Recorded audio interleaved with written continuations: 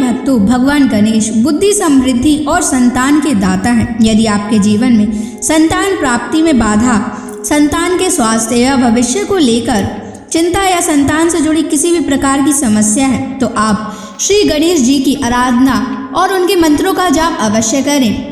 भगवान गणेश के मंत्रों का नियमित 108 बार जाप करने से आपके पुत्र पर बने हुए सारे संकट एक बार में ही खत्म हो जाएंगे और आपके पुत्र पर भगवान गणेश की असीम कृपा बनी रहेगी। इसलिए आज हम आपको भगवान गणेश का एक ऐसा चमत्कारी और प्रभावशाली मंत्र बताने जा रहे हैं, जिस मंत्र के नियमित 108 बार जाप करने से आपका पुत्र हमेशा खुश रहेगा और उसका स्वास्थ्य हमेशा अच्छा बना रहेगा। आपके पुत्र को उसके भविष्य में कभी भी असफलता प्राप्त नहीं होगी, उसका जीवन हमेशा खुशियों से भर जाएगा। इसलिए प्यारे भक्तों, इस मंत्र का नियमित 108 बार जाप करें। यह गणेश जी का अचूक मंत्र है, इसलिए इस मंत्र का नियमित 108 बार जाप करें। यदि आप इस मंत्र का नियमित 108 बार जाप करने में असफल हैं, तो आप इस वीडियो को अपने मोबाइल फ़ोन पर या स्पीकर पर चलाकर नियमित सुनें।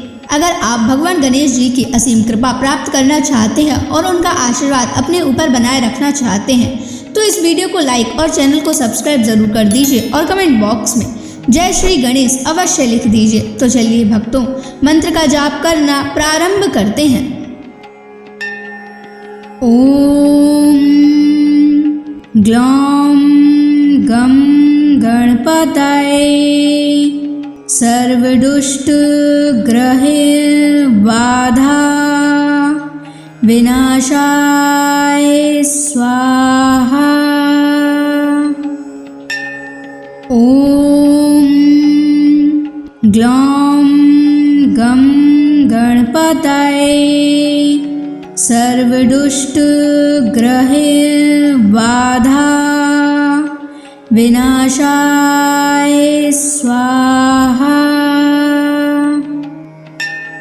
ओम ग्लौम गम गणपतये सर्वदुष्ट ग्रहे बाधा विनाशाय स्वाहा।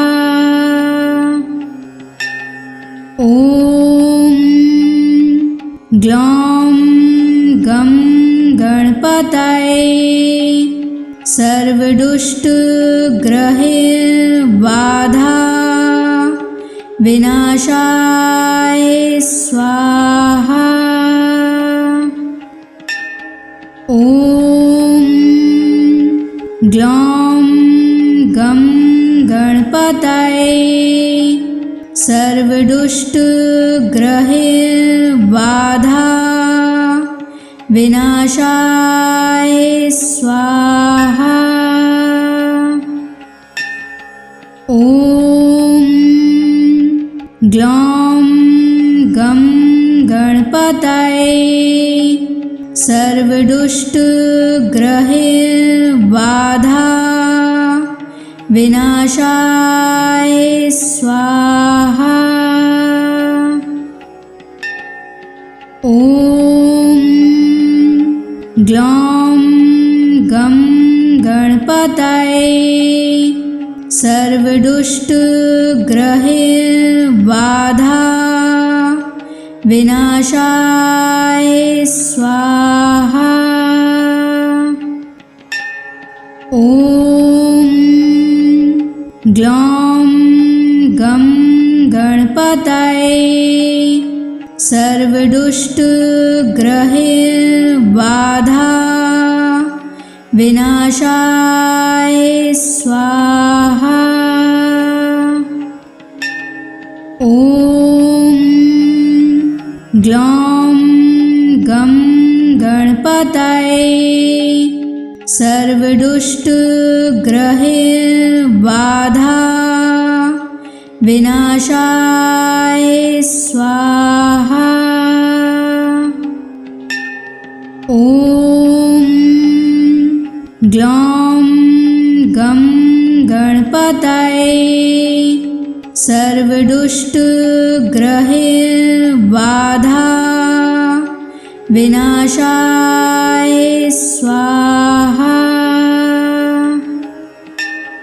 ओम ग्लौं गं गणपतये सर्वदुष्टग्रहबाधा विनाशाय स्वाहा। ॐ ग्लौं गं गणपतये सर्वदुष्टग्रहबाधा विनाशाय स्वाहा। ॐ ग्लौं गं गणपतये सर्वदुष्टग्रहबाधा विनाशाय स्वाहा। ॐ ग्लौं गं गणपतये सर्वदुष्टग्रहबाधा विनाशाय स्वाहा। ॐ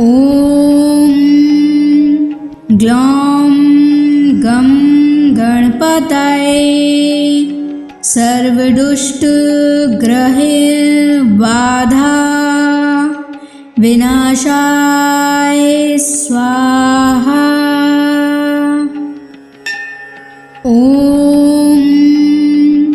ग्लौं गं गणपतये सर्वदुष्टग्रहबाधा विनाशाय स्वाहा। ॐ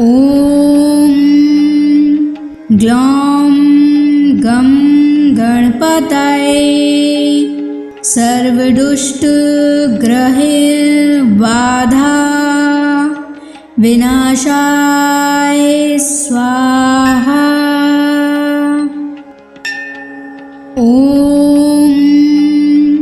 ग्लौं गं गणपतये सर्वदुष्टग्रहबाधा विनाशाय स्वाहा। ॐ ग्लौं गं गणपतये सर्वदुष्टग्रहबाधा विनाशाय स्वाहा। ॐ ग्लौं गं गणपतये सर्वदुष्टग्रहबाधा विनाशाय स्वाहा। ॐ ग्लौं गं गणपतये सर्वदुष्टग्रहबाधा विनाशाय स्वाहा। ॐ ग्लौं गं गणपतये सर्वदुष्टग्रहबाधा विनाशाय स्वाहा। ॐ ग्लौं गं गणपतये सर्वदुष्टग्रहबाधा विनाशाय स्वाहा। ॐ ग्लौं गं गणपतये सर्वदुष्टग्रहबाधा विनाशाय स्वाहा।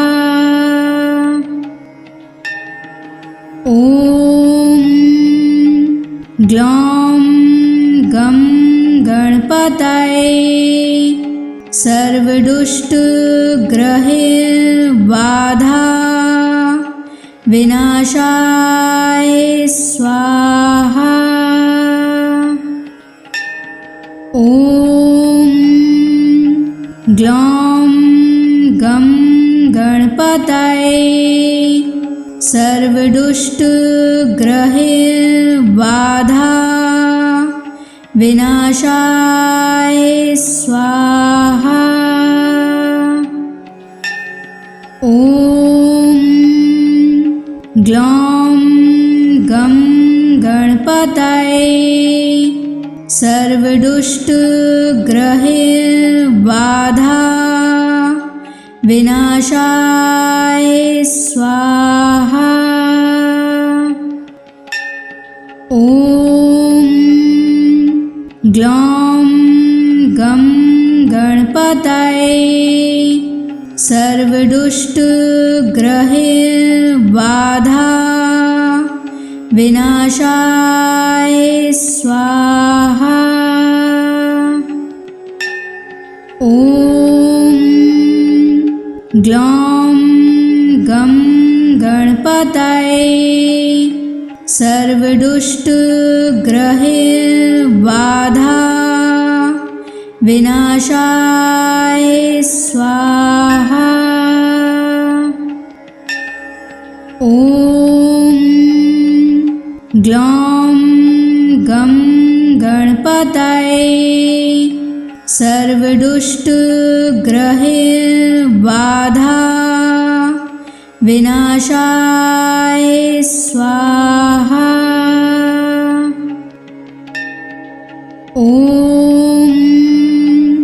ग्लौं गं गणपतये सर्वदुष्टग्रहैर्बाधा विनाशाय स्वाहा। ॐ ग्लौं गं गणपतये सर्वदुष्टग्रहैर्बाधा विनाशाय स्वाहा। ॐ ग्लौं गं गणपतये सर्वदुष्टग्रहैर्बाधा विनाशाय स्वाहा। ॐ ग्लौं गं गणपतये सर्वदुष्टग्रहैर्बाधा विनाशाय स्वाहा। ॐ ग्लौं गं गणपतये सर्वदुष्टग्रहैर्बाधा विनाशाय स्वाहा। ॐ ग्लौं गं गणपतये सर्वदुष्टग्रहैर्बाधा विनाशाय स्वाहा। ॐ ग्लौं गं गणपतये सर्वदुष्टग्रहैर्बाधा विनाशाय स्वाहा। ॐ ग्लौं गं गणपतये सर्वदुष्टग्रहैर्बाधा विनाशाय स्वाहा। ॐ ग्लौं गं गणपतये सर्वदुष्टग्रहैर्बाधा विनाशाय स्वाहा। ॐ ग्लौं गं गणपतये सर्वदुष्टग्रहबाधा विनाशाय स्वाहा। ॐ ग्लौं गं गणपतये सर्वदुष्टग्रहबाधा विनाशाय स्वाहा। ॐ ग्लौं गं गणपतये सर्वदुष्टग्रहबाधा विनाशाय स्वाहा। ॐ ग्लौं गं गणपतये सर्वदुष्टग्रहबाधा विनाशाय स्वाहा। ॐ ग्लौं गं गणपतये सर्वदुष्टग्रहबाधा विनाशाय स्वाहा। ॐ ग्लौं गं गणपतये सर्वदुष्टग्रहबाधा विनाशाय स्वाहा। ॐ ग्लौं गं गणपतये सर्वदुष्टग्रहबाधा विनाशाय स्वाहा। ॐ ग्लौं गं गणपतये सर्वदुष्टग्रहबाधा विनाशाय स्वाहा। ॐ ग्लौं गं गणपतये सर्वदुष्टग्रहबाधा विनाशाय स्वाहा। ॐ ग्लौं गं गणपतये सर्वदुष्टग्रहबाधा विनाशाय स्वाहा। ॐ ग्लौं गं गणपतये सर्वदुष्टग्रहबाधा विनाशाय स्वाहा। ॐ ग्लौं गं गणपतये सर्वदुष्टग्रहबाधा विनाशाय स्वाहा। ॐ ग्लौं गं गणपतये सर्वदुष्टग्रहबाधा विनाशाय स्वाहा। ॐ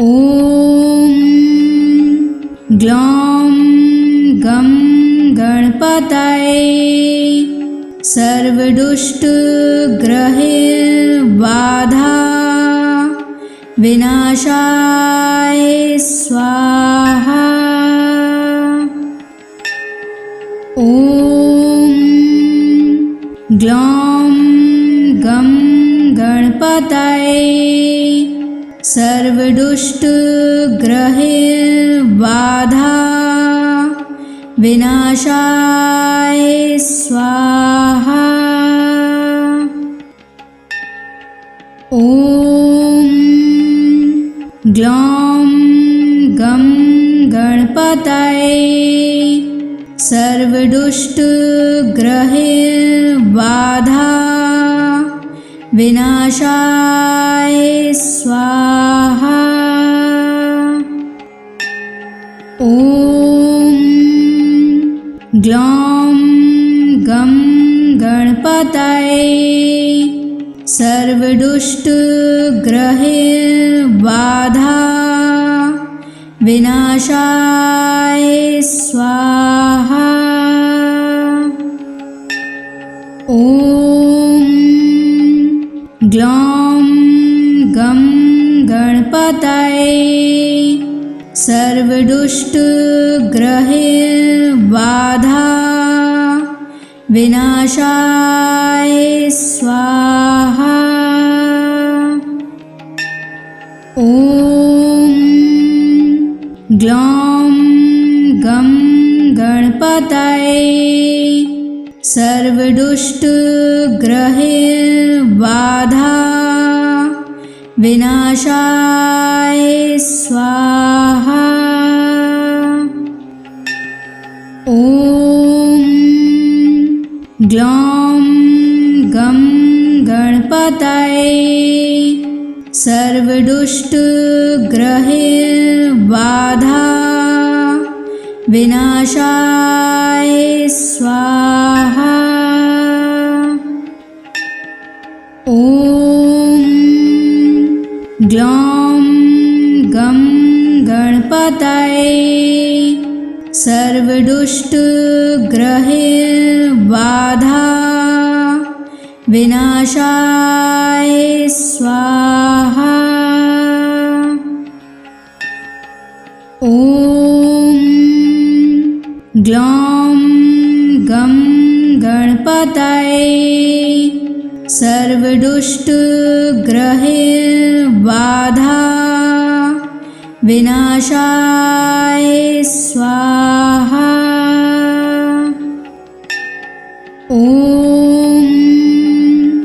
ग्लौं गं गणपतये सर्वदुष्टग्रहबाधा विनाशाय स्वाहा। ॐ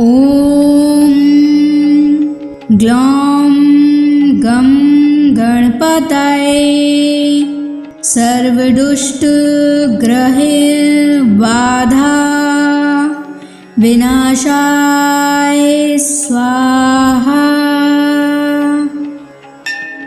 ॐ ग्लौं गं गणपतये सर्वदुष्टग्रहबाधा विनाशाय स्वाहा। ॐ ग्लौं गं गणपतये सर्वदुष्टग्रहबाधा विनाशाय स्वाहा। ॐ ग्लौं गं गणपतये सर्वदुष्टग्रहबाधा विनाशाय स्वाहा। ॐ ग्लौं गं गणपतये सर्वदुष्टग्रहबाधा विनाशाय स्वाहा। ॐ ग्लौं गं गणपतये सर्व सर्वदुष्टग्रहैर्बाधा विनाशाय स्वाहा। ॐ ग्लौं गं गणपतये सर्वदुष्टग्रहैर्बाधा विनाशाय स्वाहा। ॐ ग्लौं गं गणपतये सर्वदुष्टग्रहैर्बाधा विनाशाय स्वाहा। ॐ ग्लौं गं गणपतये सर्वदुष्टग्रहैर्बाधा विनाशाय स्वाहा। ॐ ग्लौं गं गणपतये सर्वदुष्टग्रहैर्बाधा विनाशाय स्वाहा। ॐ ग्लौं गं गणपतये सर्वदुष्टग्रहैर्बाधा विनाशाय स्वाहा। ॐ ग्लौं गं गणपतये सर्वदुष्टग्रहैर्बाधा विनाशाय स्वाहा। ॐ ग्लौं गं गणपतये सर्वदुष्टग्रहैर्बाधा विनाशाय स्वाहा। ॐ ग्लौं गं गणपतये सर्वदुष्टग्रहैर्बाधा विनाशाय स्वाहा। ॐ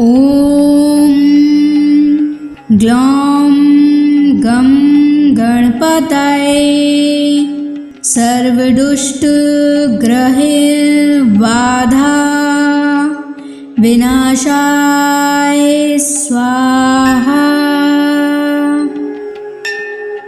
ॐ ग्लौं गं गणपतये सर्वदुष्टग्रहैर्बाधा विनाशाय स्वाहा। ॐ ग्लौं गं गणपतये सर्वदुष्टग्रहैर्बाधा विनाशाय स्वाहा। ॐ ग्लौं गं गणपतये सर्वदुष्टग्रहैर्बाधा विनाशाय स्वाहा।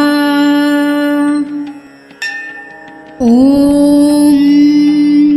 ग्लौं गं गणपतये सर्वदुष्टग्रहैर्बाधा विनाशाय स्वाहा। ॐ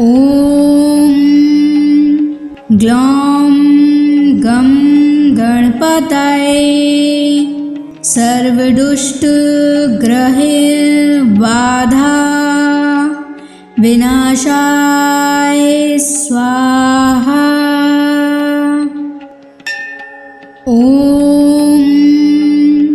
ग्लौं गं गणपतये सर्वदुष्टग्रहबाधा विनाशाय स्वाहा। ॐ ग्लौं गं गणपतये सर्वदुष्टग्रहबाधा विनाशाय स्वाहा। ॐ ग्लौं गं गणपतये सर्वदुष्टग्रहबाधा विनाशाय स्वाहा। ॐ ग्लौं गं गणपतये सर्वदुष्टग्रहबाधा विनाशाय स्वाहा। ॐ ग्लौं गं गणपतये सर्वदुष्टग्रहबाधा विनाशाय स्वाहा। ॐ ग्लौं गं गणपतये सर्वदुष्टग्रहबाधा विनाशाय स्वाहा। ॐ ग्लौं गं गणपतये सर्वदुष्टग्रहबाधा विनाशाय स्वाहा। ॐ ग्लौं गं गणपतये सर्वदुष्टग्रहबाधा विनाशाय स्वाहा। ॐ ग्लौं गं गणपतये सर्वदुष्टग्रहबाधा विनाशाय स्वाहा। ॐ ग्लौं गं गणपतये सर्वदुष्टग्रहबाधा विनाशाय स्वाहा। ॐ ग्लौं गं गणपतये सर्वदुष्टग्रहबाधा विनाशाय स्वाहा। ॐ ग्लौं गं गणपतये सर्वदुष्टग्रहबाधा विनाशाय स्वाहा। ॐ ग्लौं गं गणपतये सर्वदुष्टग्रहबाधा विनाशाय स्वाहा। ॐ ग्लौं गं गणपतये सर्वदुष्टग्रहबाधा विनाशाय स्वाहा। ॐ ग्लौं गं गणपतये सर्वदुष्टग्रहैर्बाधा विनाशाय स्वाहा। ॐ ग्लौं गं गणपतये सर्वदुष्टग्रहैर्बाधा विनाशाय स्वाहा। ॐ ग्लौं गं गणपतये सर्वदुष्टग्रहैर्बाधा विनाशाय स्वाहा। ॐ ग्लौं गं गणपतये सर्वदुष्टग्रहैर्बाधा विनाशाय स्वाहा। ॐ ग्लौं गं गणपतये सर्वदुष्टग्रहैर्बाधा विनाशाय स्वाहा। ॐ ग्लौं गं गणपतये सर्वदुष्टग्रहैर्बाधा विनाशाय स्वाहा। ॐ ग्लौं गं गणपतये सर्वदुष्टग्रहैर्बाधा विनाशाय स्वाहा। ॐ ग्लौं गं गणपतये सर्वदुष्टग्रहैर्बाधा विनाशाय स्वाहा। ॐ ग्लौं गं गणपतये सर्वदुष्टग्रहैर्बाधा विनाशाय स्वाहा। ॐ ग्लौं गं गणपतये सर्वदुष्टग्रहैर्बाधा विनाशाय स्वाहा। ॐ ग्लौं गं गणपतये सर्वदुष्टग्रहैर्बाधा विनाशाय स्वाहा। ॐ ग्लौं गं गणपतये सर्वदुष्टग्रहैर्बाधा विनाशाय स्वाहा। ॐ ग्लौं गं गणपतये सर्वदुष्टग्रहैर्बाधा विनाशाय स्वाहा। ॐ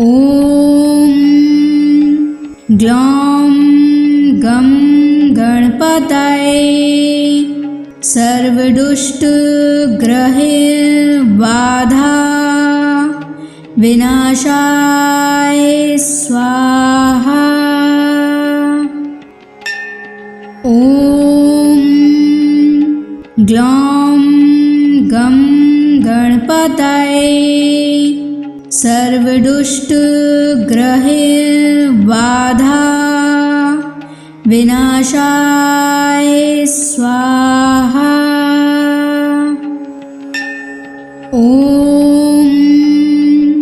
ग्लौं गं गणपतये सर्वदुष्टग्रहबाधा विनाशाय स्वाहा। ॐ ग्लौं गं गणपतये सर्वदुष्टग्रहबाधा विनाशाय स्वाहा। ॐ ग्लौं गं गणपतये सर्वदुष्टग्रहबाधा विनाशाय स्वाहा। ॐ ग्लौं गं गणपतये सर्वदुष्टग्रहबाधा विनाशाय स्वाहा। ॐ ग्लौं गं गणपतये सर्वदुष्टग्रहबाधा विनाशाय स्वाहा। ॐ ग्लौं गं गणपतये सर्वदुष्टग्रहबाधा विनाशाय स्वाहा। ॐ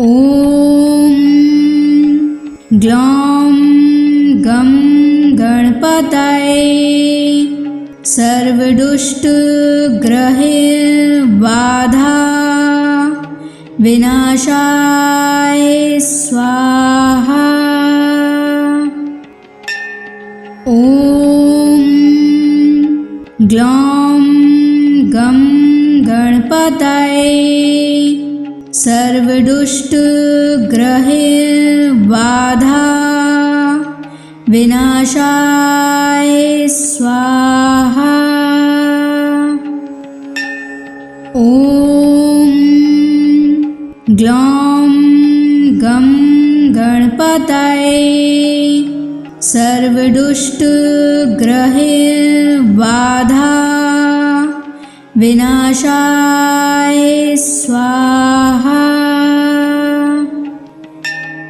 ॐ ग्लौं गं गणपतये सर्वदुष्टग्रहबाधा विनाशाय स्वाहा। ॐ